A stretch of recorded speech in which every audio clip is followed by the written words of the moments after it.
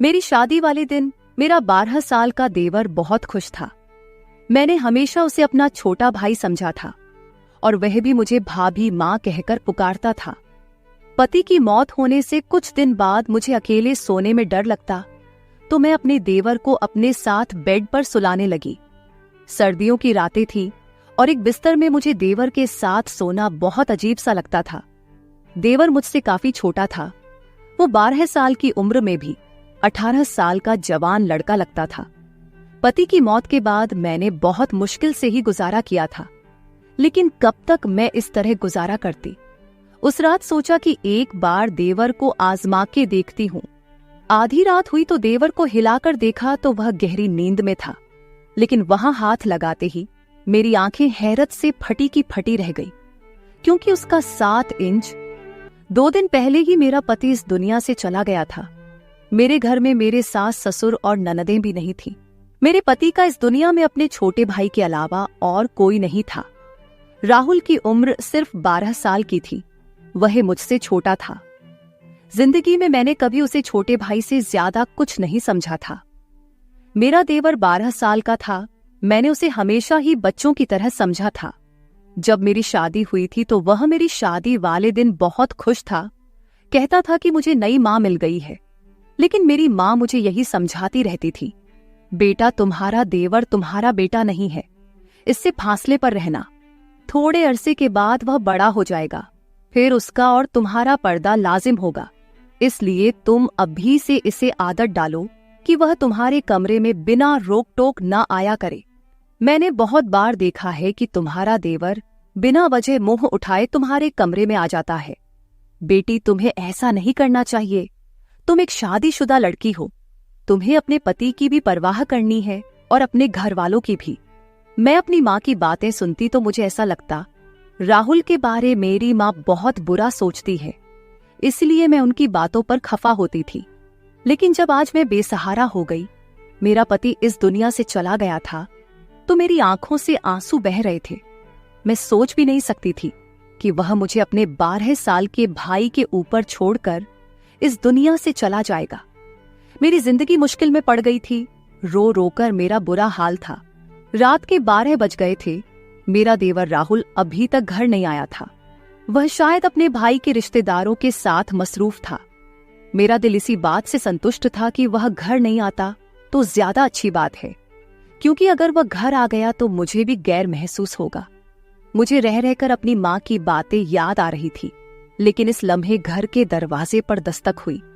मेरा दिल उछलकर हलक में आ गया। मैंने सोचा कि पता नहीं कौन होगा, मगर बाहर से राहुल की आवाज आई, भाभी दरवाजा खोलें, मैं हूं। मैंने डरते डरते ही दरवाजा खोला था। आज तो मुझे ये घर जंगल जैसे मालूम हो रहा था। समीर मुझे छोटा सा भेड़िया लग रहा था। पता नहीं क्यों मैं उसके बारे में इतना बुरा सोचने लगी थी। भाभी, आपने खाना खाया? उसने मुझे मासूमियत से पूछा था। नजरें झुकी हुई थी और साथ ही हाथ में एक थैली रखी हुई थी। थैली में चावल थे। चावल होटल वाले लगते थे। उसने एक प्लेट में चावल डाले और मेरे सामने लाकर रख दिए। भाभी, मुझे खाना बनाना नहीं आता। मैं आपके लिए बाहर से लेकर आया हूं। आप खा ले, वरना यूं ही भूखी मर जाएगी। मैं अपने भाई के बाद अपनी माँ को नहीं खोना चाहता। राहुल की आंखों में भी आंसू थे। कहने को तो वह मुझे माँ ही कह रहा था, मगर फिर भी माँ की बातें मेरे जहन से निकल नहीं रही थी। भाभी, आपको फिक्र करने की जरूरत नहीं है। मैं आपका सहारा बनूंगा। आप इस घर से कभी मत जाना। वह बड़ी जज्बाती बातें कर रहा था, लेकिन मेरे जहन में बहुत सारे गलत विचार घूम रहे थे। फिर उसने एक अजीब बात बोली, भाभी, आप इस कमरे में सो जाए। दूसरा कमरा तो छत के करीब है। मुझे ऐसा लगता है कि आपको छत वाले कमरे के पास नहीं होना चाहिए। और अब तो सब लोगों को पता है कि हमारे घर में भाई की मौत हो गई है, तो कोई भी बुरी नीयत से हमारे घर आ सकता है। मैं हैरान थी कि राहुल इतनी छोटी उम्र में ऐसी बातें क्यों कर रहा है। क्या उसे किसी ने कुछ कहा है? मगर जो बातें उसने की थी मुझे ठीक ही लगी थी। मैं उसके कमरे में चली गई। राहुल का कमरा दूसरी तरफ था, जबकि मैं और मेरा पति छत के करीब वाले कमरे में रहते थे। मुझे बहुत अजीब लग रहा था। आज पहली बार मैं अपने कमरे के अलावा दूसरे के कमरे में आई थी। मगर जो कुछ मैंने अपने देवर के कमरे में देखा, मेरी तो आंखें फटी की फटी रह गई थी। कमरे का दरवाजा बंद करते ही मेरी नजर ऐसी चीज पर पड़ी थी जिसने मेरे होश उड़ा दिए थे। वैसे तो वह 12 साल का बच्चा ही लगता था, लेकिन मेरी मां की बात सही थी। राहुल जो कुछ कर रहा था वह एक बड़ा और एक समझदार आदमी ही कर सकता है। राहुल के कमरे में अपने जेवर देखकर मेरा खून खोल उठा था। मैंने तो उसे कहीं जगह पर कहीं तालों में छुपा रखा था, मगर यह सब कुछ राहुल के हाथ कैसे लग गया? बात बड़ी अजीब सी थी। मैं दिल में सोचने लगी कि मैं सुबह होते ही इसे इस बात का सवाल करूंगी, मगर उस वक्त मुझे सख्त नींद आ रही थी। मैंने दरवाजे को अंदर से कुंडी लगाकर अच्छी तरह लॉक कर लिया और फिर सोने की तैयारी करने लगी। पता नहीं क्यों मुझे बहुत नींद आ रही थी। हालांकि 2 दिन से मुझे ज्यादा नींद नहीं आ रही थी, पर आज मुझे लग रहा था जैसे राहुल के लाए हुए चावल खाकर मेरी आंखों में गहरी नींद आ रही थी। दिल में सोचा कि कहीं चावल खाने से मुझे नींद तो नहीं आ रही, मगर इतना तो मुझे मौका ही नहीं मिला। जब मेरी आंख खुली तो सुबह के 10 बज रहे थे। मैं हैरान हो रही थी कि आज मुझे इतनी नींद कैसे आ गई। हालांकि 2 दिन से मुझे बिल्कुल भी नींद नहीं आ रही थी, लेकिन आज चावल खाने के बाद मेरी आंखें ऐसी बंद हुई जैसे किसी को शराब पिला दी गई हो। मैं हैरान हो रही थी, ऐसा होना तो नहीं चाहिए। मेरे दिल में बार बार एक ही ख्याल आ रहा था कि कहीं राहुल के लाए हुए चावलों को खाकर मैं बेहोश तो नहीं हो गई। लेकिन आखिर राहुल ऐसा क्यों करता? मैंने दिल में सोचा। आंखें मलती हुई मैं बाहर आई तो राहुल सामने किचन में चाय बना रहा था। उसे देखकर मुझे बहुत बुरा लग रहा था। भाभी, आप सो गई थी, आपको बहुत अच्छी नींद आई ना? उसने मेरी तरफ पुकारते हुए देखकर कहा था। मैंने उसे फीके लहजे में यही कहा कि हाँ, आज मुझे बहुत ज्यादा नींद आई। तो क्यों नहीं आती भाभी? मैंने आपको चावलों में सोने वाली गोली मिला के दी थी। मैंने अपने दोस्त को बताया था कि मेरी भाभी को नींद नहीं आती। उसने मुझे कहा कि तुम उन्हें खाने में नींद की गोलियां मिला दिया करो, इससे वह आराम से सो जाएगी। मैं हैरान हो गई थी कि राहुल इतनी घटिया हरकत कैसे कर सकता है।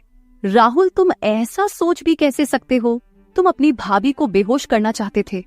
नहीं नहीं भाभी, मैं तो आपको अच्छी नींद देना चाहता था। अब आप अच्छी खासी तरोताजा लग रही है, ये ले चाय पिए। उसने चाय मेरे सामने रखी तो मैं शक में पड़ गई। तुमने इसमें भी कुछ मिलाया तो नहीं है? भगवान की कसम भाभी, वह तो मैंने आपकी नींद के लिए, आपके सुकून के लिए गोलियां मिलाई थी। आप कहती हैं तो यह चाय मैं आपके सामने खुद पी लेता हूं, बल्कि हम आधी आधी पी लेते हैं। उसने इस गिलास से घूंट भरते हुए मुझे दिखाया तो मैं यकीन कर बैठी। मैंने कहा कि ठीक है, मुझे माफ कर दो, मैं तुम्हारे बारे में शक्की हो जाती हूं। मैं राहुल का चेहरा देखती तो उसकी मासूमियत पर मुझे यकीन आ जाता था, क्योंकि वाकई उसके चेहरे पर बहुत ज्यादा मासूमियत और शराफत थी। मैंने आज उसे कुछ नहीं कहा था। मैं जानना चाहती थी कि वह आगे खुद से क्या कहेगा, क्योंकि जो कुछ मैं उसके कमरे में देख आई थी उसकी तो कोई माफी नहीं थी। थोड़ी देर बाद उसने खुद ही मुंह खोल लिया। भाभी, मैं आपके जेवर बेचना चाहता हूं। मेरा एक बहुत ही जानने वाला और ईमानदार अंकल है। वह हमारे जेवर बेचकर हमें बहुत सारे पैसे देंगे। हम उन पैसों से मकान खरीद लेंगे। इस किराए के मकान में हम कब तक रहेंगे? मकान मालिक तो परसों किराया लेने आ जाएगा। हमारे पास तो पैसे ही नहीं है। राहुल की बात सुनकर मैं हैरान हो गई थी। अभी तक ऐसा तो मैंने भी नहीं सोचा था। फिर वह कैसे सोच सकता था? बात बड़ी अजीब थी। मैंने कहा, राहुल, तुम्हें यह ख्याल कैसे आया कि हम एक नया घर बनाए? भाभी, मुझे आगे शादी भी करनी है। हमें सारी जिंदगी एक साथ रहना है। नया घर होना चाहिए हमारे पास। और किराए के घरों में तो इंसान सिर्फ जलील और रुस्वा होता है। राहुल की बात ठीक थी, इसलिए मैंने उसे जेवर वाले मामले में कुछ नहीं कहा। लेकिन मुझे डर था कि वह जेवर बेचकर हमारे पास अगर पैसे ना आए तो क्या होगा। मैं एक बेवा औरत थी। मेरा देवर 12 साल का था, तो ऐसे में कोई भी हमें आराम से, आसानी से धोखा दे सकता था। मैंने सोचा कि इस बारे में किसी से मशवरा कर लूं। मैं अपने मायके वालों से कहती हूं, वह मेरी मदद जरूर करेंगे। राहुल तो छोटा बच्चा था, जबकि इस बात पर मुझे अभी तक गुस्सा था कि उसने मेरे कमरे से आखिर इतने ताले तोड़कर वह जेवर निकाले कैसे, जबकि ताले टूटे हुए भी नहीं थे, जबकि इस जेवर के बारे में मैंने राहुल को बताया भी नहीं था। मुझे अब राहुल पर गुस्सा आ रहा था, लेकिन हर बार जब भी वो कुछ करता, उसकी मीठी बातें और समझदारी मेरे गुस्से की आग को ठंडा कर देती। मैंने अपने मायके वालों से कहा कि मुझे यह जेवर बेचकर घर खरीदना है। उन्होंने मुझसे कहा कि नहीं, घर लेने की जरूरत नहीं है, तुम अब बेवा हो चुकी हो, तुम्हें अब हमारे घर आना होगा। पर मैं उनके घर नहीं जा सकती थी। मैं जानती थी कि मेरे भाई अपनी बीवियों के गुलाम हैं। वह अपनी बेवा बहन को कभी भी सहारा नहीं देंगे। जिंदगी भर इंसान उनके सहारे तो नहीं रह सकता। अभी अच्छा मौका था, मैं अपने जेवर बेचकर एक घर खरीद सकती थी। मेरे पति ने अपनी जिंदगी में मेरे लिए काफी सारे जेवर बनाए थे, मगर अपने भाइयों की नीयत देखकर मैंने वह जेवर देने का इरादा तय कर दिया। अब मैं राहुल के सहारे ही चल रही थी।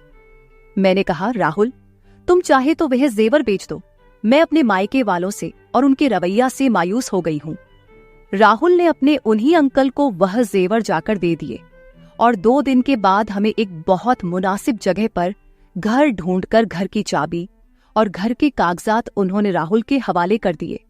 मैं तो इस सारे अमल पर हैरान रह गई कि 2 दिन में इतनी जल्दी यह घर हमें कैसे मिल सकता है, जबकि लोगों को काफी सारा काम भी करना पड़ता है। घर का इंतकाल, घर के कागजात, बहुत सारी ऐसी चीजें होती है जिन पर इंसान को मेहनत करनी पड़ती है, वक्त लगाना पड़ता है। जब राहुल ने कागजात लाकर मेरे हाथ में रखे तो मैं हैरान रह गई थी। वह था तो 12 साल का, मगर उसकी सोच बड़ों वाली थी। फिर उसने एक अजीब सी बात कही। कहने लगा कि भाभी, हम सारा घर साफ कर लेंगे, तो आपसे जरूरी बात करनी है। आज राहुल की आंखें तो अजीब सी लग रही थी। उसकी नजरों में कोई अजीब सी बेचैनी थी, जिसे देखकर मैं समझ नहीं पा रही थी कि वह मुझसे क्या कहना चाहता है। उस वक्त मैं जल्दी में थी। हमने घर में सारा सामान भर दिया था। अब हमें आगे की फिक्र थी कि हमारा खाना पीना और राशन कहां से होगा, जबकि मैंने तो कभी जिंदगी में बाहर जाकर कोई नौकरी भी नहीं की थी। फिर राहुल ये क्यों कह रहा था कि उसे मुझे कोई जरूरी बात करनी है? पता नहीं उसे मुझे क्या बात करनी होगी।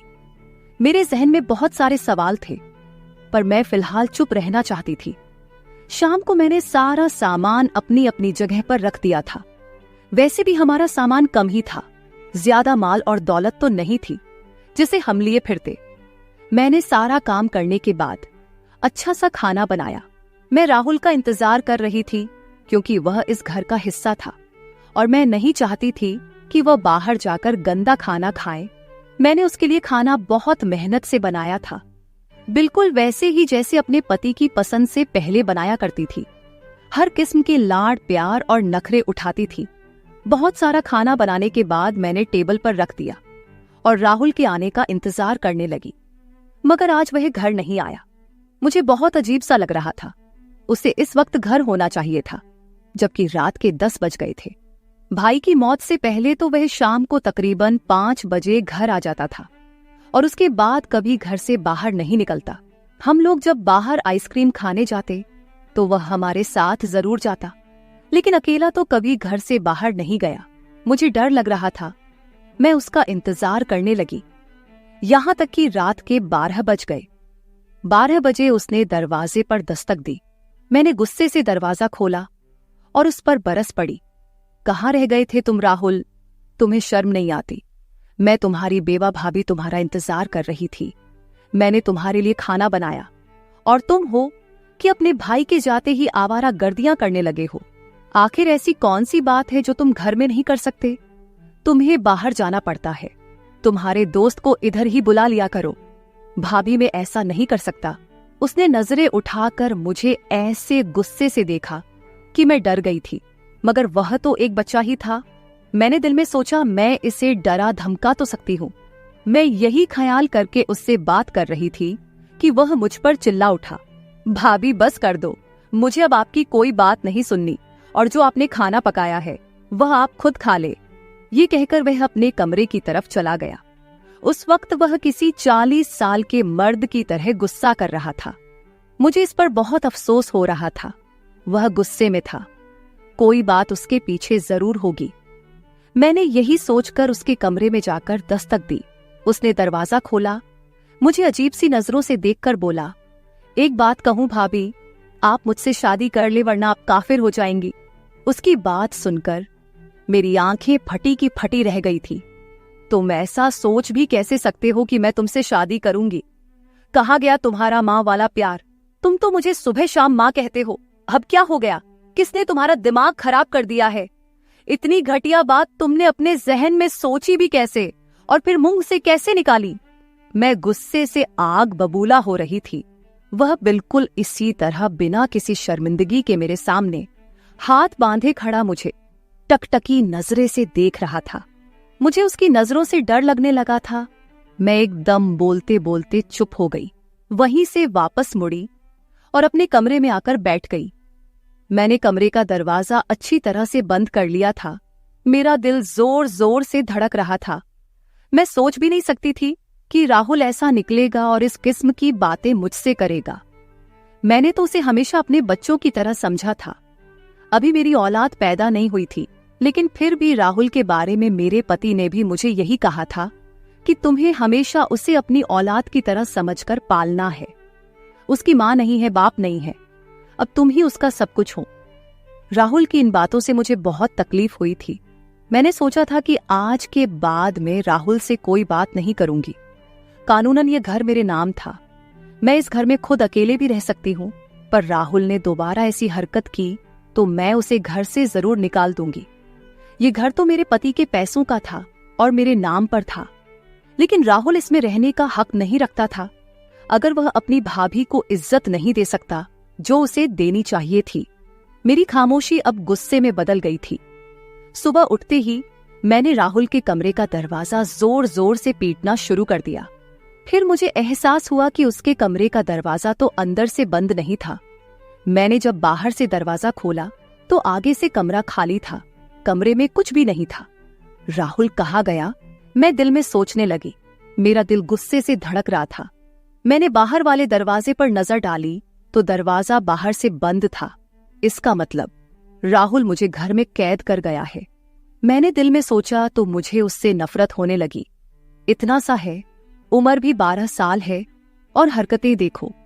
मैंने यही सोचकर अपने मायके जाने का फैसला कर लिया, लेकिन फिर याद आया कि मैं तो इद्दत में हूं। यूं बार बार घर से निकालना अच्छी बात नहीं है। बस यही सोचकर मैं बेबस होकर बैठ गई थी। पति की मौत को महीना हो चुका था। उस एक महीने में राहुल कितना बदल गया था। मैं दिल में सोचने लगी, खुदा मुझे औलाद देता तो मैं इस वक्त राहुल के सहारे ना होती। मैं अपनी औलाद के सहारे जिंदगी गुजार लेती। मगर अब मैं इसे क्या कहूं? मेरा तो इससे कोई रिश्ता भी नहीं। जिस शख्स की वजह से रिश्ता था वह तो इस दुनिया से चला गया। आज मैंने सोच लिया था कि राहुल आएगा तो मैं उससे साफ साफ बात करूंगी कि वह इस घर में नहीं रह सकता। रात के तकरीबन 6 भी नहीं बजे थे, यानी अभी रात शुरू भी नहीं हुई थी कि मेरे घर के दरवाजे पर जोर जोर से दस्तक होने लगी। मैं तो यही समझी कि बाहर राहुल होगा, पर जब मैंने दरवाजा खोला तो सामने 3-4 आदमी खड़े थे। ये आदमी बहुत अजीब गुस्से में लग रहे थे। उनके चेहरे पर दाढ़ियां सजी थी। लगता था जैसे इस्लाम के ठेकेदार हो। उन्होंने जो बात मुझसे कही थी वह सिर्फ बहुत हैरान कर देने वाली नहीं थी, बल्कि मुझे दुखी कर देने वाली थी। उन लोगों ने कहा, बीबी तुम यहाँ अकेली रहती हो? मैंने कहा, जी हाँ मैं अकेली रहती हूँ। वह लोग बोले, झूठ बोल रही है यह औरत, यहाँ इसका देवर भी इसके साथ ही रहता है, अभी भी घर में ही होगा। ये लोग पता नहीं इस मोहल्ले को क्या समझते हैं, मोहल्ले को गंदा कर रहे हैं। मैं तो कहता हूँ कि इन्हें यहाँ से बेघर कर देना चाहिए। इन लोगों का इस मोहल्ले में रहना ठीक नहीं। मैंने कहा, क्यों भाई साहब, हमने क्या किया है? अरे बीवी तुमने क्या किया है ये तुम हमसे पूछ रही हो? तुम अपने 12 साल देवर के साथ इस घर में अकेली रहती हो। तुम्हें पता है कि तुम्हारा पति मर गया है। अब तुम बेवा हो गई हो। अपने माँ बाप के घर जाओ। यहाँ रहना है तो शराफत से रहो। यहाँ हमारी भी बहनें बेटियां रहती हैं। ऐसे लोगों को हम मोहल्ले में बर्दाश्त नहीं कर सकते। इन आदमियों पर मुझे गुस्सा तो बहुल आया, मगर मैं उनसे उलझना नहीं चाहती थी। मैंने उनके मुंह पर ही घर का दरवाजा बंद कर दिया। आंखों से आंसू बहने लगे। राहुल पर मुझे गुस्सा आ रहा था। यह सब उसी का किया धरा है। मैंने अपना सामान बांधना शुरू कर दिया। यहां रहना मेरे लिए मुश्किल हो चुका था। मैं जानती थी कि राहुल ने ही मेरे बारे में ऐसी बातें फैलाई होगी जैसे मैं बहुत गुनहगार औरत हूं। सच कहते हैं, ये दुनिया अकेली औरत को खा जाती है। भगवान सबकी इज्जत को हिफाजत में रखे। तो मेरे प्यारे दोस्तों, ये थी हमारी आज की छोटी सी कहानी। आपको यह कहानी कैसी लगी, कमेंट करके जरूर बताएं। अगर आपको यह कहानी पसंद आई हो तो इसे लाइक करें और अपने दोस्तों के साथ शेयर करें। अगर आप ऐसी ही और भी इंटरेस्टिंग और रोमांटिक कहानियां सुनना चाहते हो तो चैनल को सब्सक्राइब जरूर कर ले और बेल आइकॉन ऑन कर ले, ताकि आपको मेरी आने वाली नई वीडियो की सूचना तुरंत मिल सके। कल मिलेंगे एक और नई कहानी के साथ। धन्यवाद।